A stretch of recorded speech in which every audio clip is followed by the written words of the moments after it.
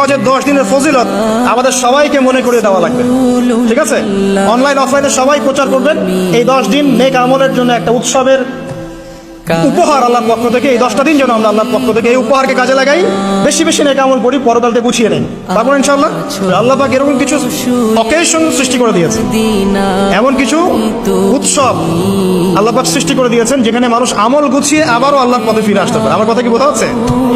ঠিক এরকমই একটা উৎসব হচ্ছে, একটা অকেশন হচ্ছে আমলের উৎসব, সেটা হলো এই জিলহজ মাসের প্রথম 10 দিন। এই জিলহজ মাসের প্রথম 10 দিন সম্পর্কে আল্লাহ পাক সূরা ফজরের মধ্যে শপথ করেছেন, ওয়াল ফাজরি, ফজরের কসম, ওয়া লায়ালিন আশর, এবং এই 10 রাতের কসম। এই 10 রাত বলতে এখানে জিলহজ মাসের এই 10 দিন এবং 10 রাতকে বোঝানো হয়।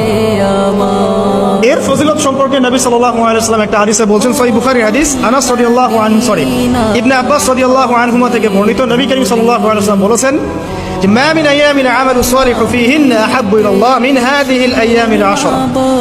আল্লাহ পাকের কাছে এই 10 দিন অর্থাৎ জিলহজ মাসের প্রথম 10 দিনের নেক আমল যত বেশি প্রিয়, আল্লাহর কাছে জিলহজ মাসের প্রথম 10 দিনের নেক আমল যত বেশি প্রিয়, অন্য কোনো আমল এত বেশি প্রিয় না।